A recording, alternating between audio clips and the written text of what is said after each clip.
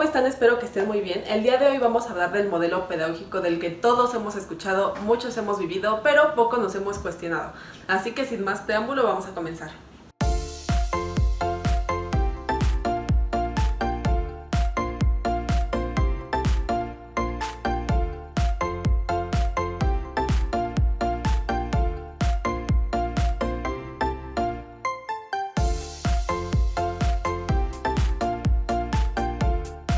Y bueno, para empezar, ¿qué es un modelo pedagógico? Bueno, a grandes rasgos un modelo pedagógico se refiere a las teorías y fundamentos de los cuales se va a basar el proceso educativo. Esto se refiere al rol que va a tener el profesor, el rol del alumno, el ambiente educativo en general, cómo está organizado el aula, cosas así, los métodos para el aprendizaje en general, la didáctica. Y también es importante los conceptos de hombre, el concepto de aprendizaje y enseñanza que se va a tener en general para el proceso educativo. Todos estos elementos y más son los que a grandes rasgos forman el currículum.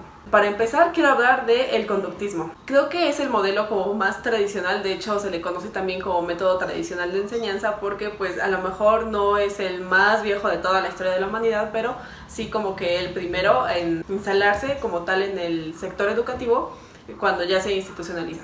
Otros ejemplos de modelos pedagógicos: el constructivismo, el cognoscitivismo, el humanismo y pues bueno, el conductismo. Es importante hablar del concepto de aprendizaje y el concepto de hombre para esta fundamentación teórica. Bueno, para el conductismo, el hombre es un organismo biológico inteligente que como tal tiene un papel pasivo en el proceso de enseñanza-aprendizaje. Se puede decir de alguna manera que somos como un lienzo en blanco, un pizarrón en blanco en el cual tomamos un papel pasivo, o sea, tú no estás aportando nada, naces así como que sin cero aprendizaje, sin cero formación. Pues lo que va a tener el papel importante en el aprendizaje es como tal el medio, o sea, el contexto y cosas así. Entonces, bajo este enfoque, el individuo como tal no tiene propiedades características de sí mismo, ¿sí? Entonces es como lo que escuchamos muchas veces de que un delincuente es delincuente porque todo el contexto lo llevó a ello, ¿no? O sea, él realmente no tuvo como ninguna conciencia en el papel que iba a tomar como delincuente, sino que simplemente se vio obligado a. Entonces, como tal, no tiene ninguna responsabilidad moral o ética del por qué terminó de siendo delincuente, ¿no? Bajo el conductismo esto es así. Y el aprendizaje para el conductismo es simplemente el cambio de una conducta. Lo que nos interesa en esta teoría es cambiar la conducta aparente del individuo. O sea, si un niño hace berrinche, nos interesa que deje de hacer berrinche en ese momento, ¿no? O sea, no nos interesa realmente como la profundidad del comportamiento o el por qué lo está haciendo, solamente la conducta aparente. Para el conductismo, el aprendizaje es a través de la transmisión de información. Para esto es muy importante la repetición y la asimilación de los aprendizajes.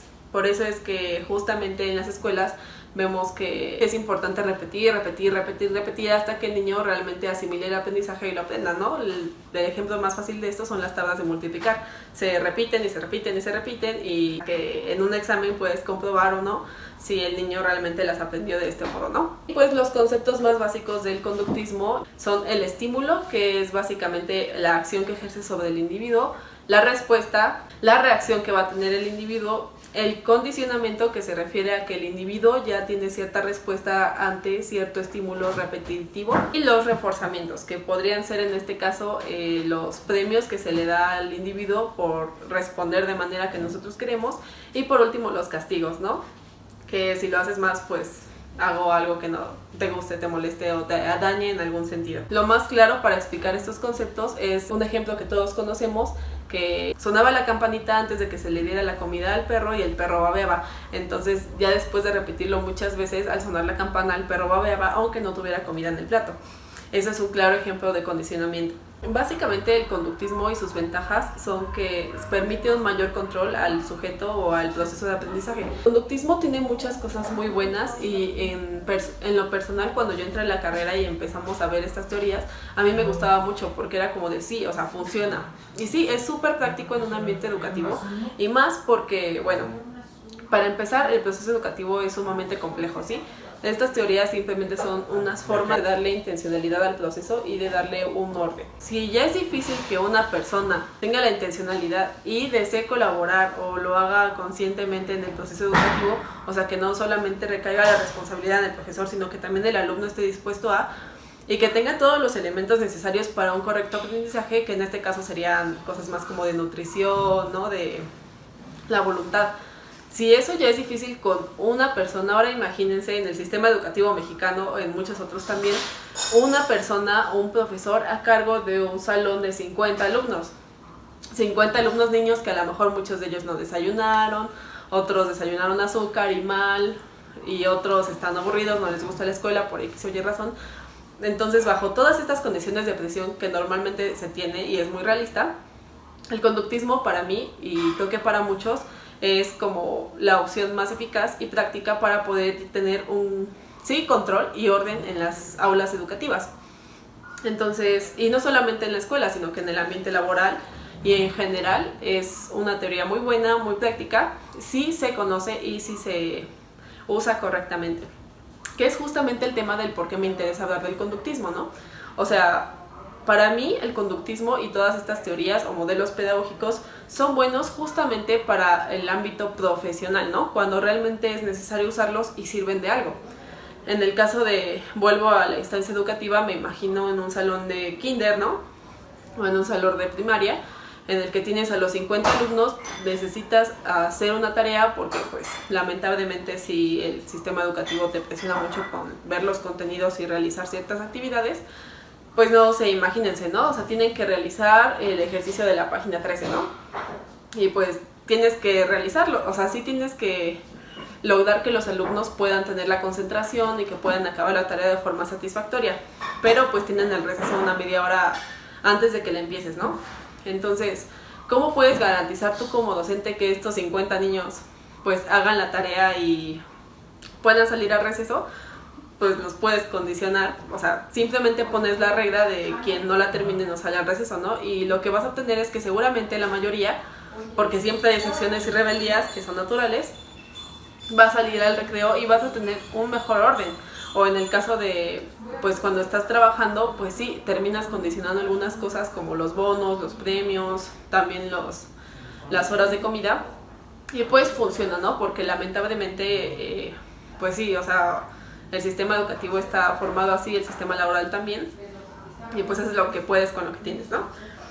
Mi cuestión con esta teoría es que por lo mismo de que a lo mejor es la más vieja, la más usada, la más como común, la tenemos tan arraigada que se va no solo, o sea, que se va del ámbito profesional, ¿no? Ya no solo la vemos en la vida laboral y en la práctica educativa, sino que la tenemos como que en toda nuestra vida, en todo nuestro entorno, y lo peor de esto es que justamente porque no es consciente, no tiene una intencionalidad, entonces tomas lo peor de la teoría para llevarlo a tus relaciones interpersonales, ¿no? Y ya cuando menos te das cuenta, estás utilizando todo esto con tus hijos, con tu familia, con tu pareja, con tus amigos. Y pues para mí eso, pues sí, o sea, es transgiversar todo una teoría que puede funcionar en ciertos aspectos y los llevas a otros que no tienen nada que ver, y eso termina destruyendo o afectando en parte tus relaciones. En este caso con la crianza es justo lo que hemos hablado en videos pasados, ¿no? O sea, terminamos de alguna forma condicionando a nuestros hijos a través de premios y castigos con base en una teoría conductista que a lo mejor ni siquiera conocemos realmente pues bien, ¿no? Porque a lo mejor yo antes de ser pedagoga, o sea, sí había escuchado un poco y todo eso, pero realmente no sabía, o sea, no podía conceptualizar el cómo me enseñaban cómo poder identificar los condicionamientos o estas formas de interactuar con la gente, o sea, antes de, ¿no? Y pues, ¿por qué es peligroso que llevemos esto, por ejemplo, de la crianza de nuestros hijos? Es que justamente creo que no es la idea en ningún momento de la crianza, que debe de ser un proceso afectivo, amoroso, de aprendizajes, y como ya lo habíamos hablado, sí, es de cierto modo necesario el, no diría control, porque no es la palabra para mí que se debe de tener en la crianza, sino la disciplina, ¿no? Crear hábitos, darles herramientas y habilidades para que su vida sea como lo más plena posible. Pues para eso realmente no veo necesario el condicionamiento, ¿no? Eso de, es que si no te comes todo no puedes salir a jugar, si no dejas de hacer el berrinche yo me voy a enojar y no te voy a comprar nada, si no haces tu tarea entonces no vas a ver tu hora de televisión, ¿no? A lo mejor si ven televisión. Entonces realmente ¿Qué es lo que estamos condicionando cuando estamos condicionándole las cosas a nuestros hijos, ¿no? Les estamos condicionando de alguna manera nuestra atención, nuestro afecto, condicionarles, no me imaginaría condicionarles sus necesidades básicas, ¿no? Me acuerdo mucho, por ejemplo, de cuando yo iba en primero de primaria, que una de mis amigas quería ir al baño y la maestra le dijo que no, que tenía que seguir haciendo como que el trabajo. O sea, estaba condicionándole ir al baño para que terminara su tarea y pues al final de cuentas mi compañera se terminó haciendo del baño ahí y no le pasó una vez, o sea, le pasó muchas, no muchas, o sea, le pasó como unas 2, 3 veces mientras yo estuve en primer grado de primaria. Y pues, o sea, imagínense a qué grado llevamos esta teoría a la vida práctica, que terminamos condicionando justo esas necesidades básicas. ¿Acaso quiénes somos nosotros o quiénes son los profesores, quien sea, para decirte no puedes comer, no puedes ir al baño, no puedes dormir, no puedes jugar, que también para mí es una necesidad básica de los niños, si no haces lo que yo quiero, lo que te estoy diciendo, ¿no? Y pues al final, ¿para qué, no? O sea, justo creo que son los planteamientos que debemos de cuestionarnos, de qué queremos o qué estamos logrando con nuestros objetivos en la crianza, qué es importante enseñarle a los hijos y a través de qué no. Pero bueno, ya hemos hablado de toda esa intencionalidad en videos anteriores y pues vamos a seguir hablando de ello. Y no solamente con los hijos, ¿no? Sino con nuestras parejas. Yo también, ya después de hacer conciencia de todo esto, pues me he dado cuenta de que yo con mis parejas sí también he sido así, o sea, creo que todos. Si no pasas tiempo conmigo, entonces yo me voy a sentir insegura y entonces ¿qué chiste tiene? Es que si no me das regalos, si no me das detalles, entonces no te importo, si no me contestas rápido, pues no te importo, no me quieres. O sea, todo el tiempo estamos como del, si tú haces esto, yo hago esto, si yo hago esto, tú también haces esto, y inconscientemente lo seguimos repitiendo. Igual con nuestra familia, ¿no? Si no me ayudas, yo no te ayudo, o no sé, cosas así. O sea, siento que todo el tiempo estamos apelando a condicionar las necesidades o deseos de otras personas. Y creo que yo no soy psicóloga, no voy a darme como que esos aires, pero pues a lo mejor los psicólogos no me dejarán mentir. Esto no parece ser sano en ningún sentido llevado a las relaciones interpersonales. Y pues peor tantito, ¿no? O sea, lo peor es que es un uso sin intencionalidad. O sea, no es como que estudiemos la teoría conductista y sabes que la voy a retomar en mi vida con ciertas estrategias, con este objetivo y con estos fines, sino que simplemente lo tenemos como tan calado, tan dentro, que lo repetimos inconscientemente. Entonces justo el propósito de todo esto es reflexionar y poder darnos pues justo cuenta de lo que estamos haciendo, del por qué estamos haciendo y si es lo que queremos hacer, ¿no? Condicionar todo el tiempo nuestras acciones que se supone que deberían de ser como voluntarias, ¿no? Genuinas. O sea, si nosotros vamos a tener una relación de amor sea con quien sea, pues tiene que ser así, sin condiciones. Si estás dando algo con amor, entonces como ¿por qué esperar algo a cambio? ¿Por qué decirte la mereces solamente si haces esto, si actúas de esta forma, si me atiendes de esta forma? Y creo que al final de cuentas también es como una reflexión de pues de todo, o sea, de cómo se expresa el amor, de cómo deberíamos actuar de cómo deberíamos actuar ante el otro, ¿no? Qué feo decir el otro, pero pues sí. Primero creo que es importante reconocernos que no solamente somos un organismo biológico inteligente, sí, de alguna forma nos vemos afectados por el medio, por el contexto, pero yo creo, y no sé si están de acuerdo conmigo, es que somos más que eso. O sea, a final de cuentas, cuando estás en cierta situación, y me acuerdo mucho justo de la película del Hoyo, hay un momento en el que el protagonista le dice a su compañero cuando lo va o sea, cuando le va a quitar trocitos de carne, y le dice claramente, no culpo a los de arriba, te culpo a ti. O sea, no culpo toda esta situación, sino tú eres el que estás decidiendo en este momento hacerme esto. Y justo yo estoy súper de acuerdo. Al final de cuentas te pueden poner una pistola en la mano, te pueden decir, no sé, a lo mejor yo te disparo si tú no disparas a otra persona, si no la matas, pero tú tienes la capacidad de decidir siempre qué hacer. Es importante reconocer tu responsabilidad en las acciones que tomas y que no necesariamente es culpar todo el tiempo, ¿no? Están haciendo algo mis vecinos. Pues sí, o sea, tomar conciencia de esto, o sea, hay que reconocernos como lo que somos. Somos individuos con libre albedrío que tenemos responsabilidad en nuestras acciones y debemos de tenerla con todo lo que hagamos a final de cuentas. Creo que es muy fácil ir viviendo la vida como de, ay, pues es lo que conozco y pues que fluya, ¿no? Y pues no, o sea, creo que somos mucho mejores que eso. No somos un lienzo en blanco, creo que ahora que soy mamá me doy cuenta de que no es así. Y cuando me decían en la carrera o había escuchado algunas veces decir que hay conductas o ciertas cosas que se heredan, yo decía, ay, pues cómo, ¿no? O sea, yo sí estaba como casada con el contexto, lo es todo cuando naces, ¿no? Porque pues no naces con una conciencia y así. Pero ahora que tengo a Alex es como, hay cosas que no te explicas, o sea, que no explicas solo con el contexto. Y mi hijo ha estado casi encerrado por la cuarentena. Entonces hay muchas cosas que tiene que yo no veo en mí, que yo no veo como que en las personas alrededor. Y algo muy curioso es que cositas tan sencillas, ¿no? Como que yo me duermo y siempre le quiero aventar la pierna a alguien, ¿no? Y pues él también, o sea, ¿cómo puedes explicar que le enseñes eso a un niño, ¿no? Y está dormido. Y no es como que yo le suba la pierna cuando me duermo, o sea, simplemente son cosas que a lo mejor no podemos explicar tan fácilmente con ciencia o con teorías educativas o con filosofía, pero que están ahí, ¿no? Y que no reconocerlas no nos hace mucho más inteligentes y no nos hace como más sabios de alguna forma, sino que al contrario, o sea, yo siento que taparte los ojos de alguna forma te vuelve más ignorante. Y pues bueno, o sea, no, el punto no es hablar mal de la ignorancia porque todos somos ignorantes, pero el punto es ser menos ignorantes cada vez, ¿no? Y puede mejorar. Una parte importante de por qué ser conscientes ser conscientes de este comportamiento y no seguirlo repitiendo es que pues no tenemos que tener el control de todo, ¿no? Al final de cuentas, hablando de relaciones interpersonales, porque hay que separar lo que ya había comentado, que este es un modelo pedagógico que sirve en ámbitos profesionales, ¿no? Y ahí yo creo que se debe de quedar.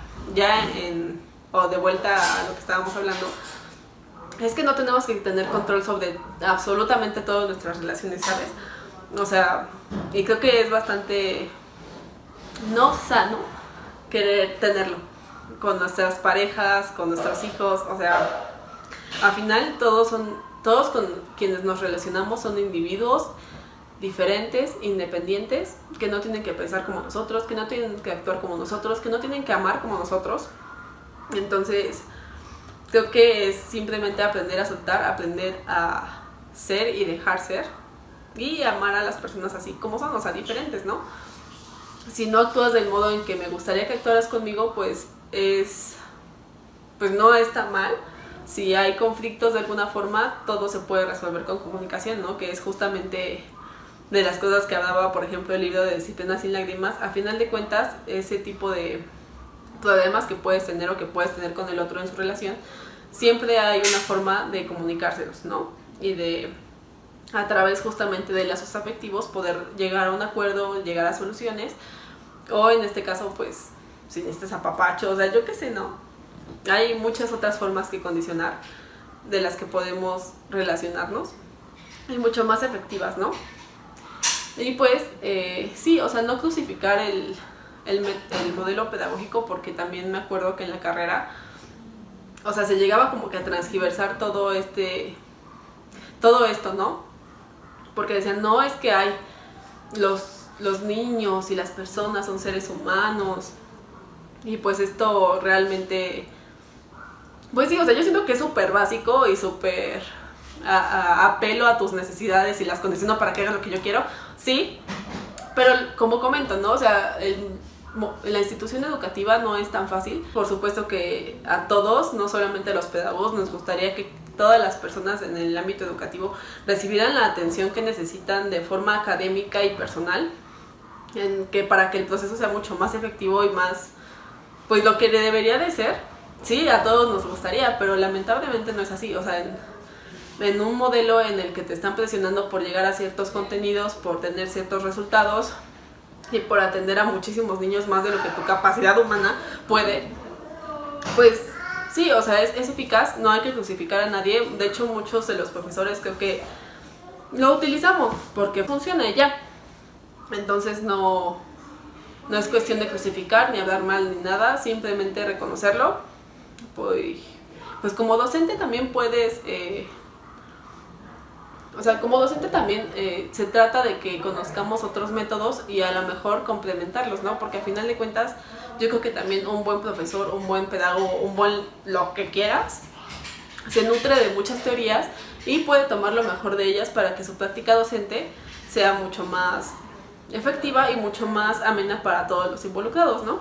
Yo creo que este video fue como un amor-odio a este modelo pedagógico, amor porque funciona mucho y es efectivo para las condiciones que lamentablemente a veces vivimos, y pues malo porque, les digo, se transgiversa y se lleva a otros ámbitos en los que no debería de estar, y no de forma intencionada, sino que como súper insana y así. Entonces, no sé a ustedes qué les pareció todo esto. A mí me gusta mucho hablar de estos temas. Espero poder hablarlos con alguien más en el futuro. Cuéntenme en los comentarios qué les parece, ¿están de acuerdo, no están de acuerdo? ¿Aman el conductismo, no lo aman, lo odian? ¿Qué es lo que piensan?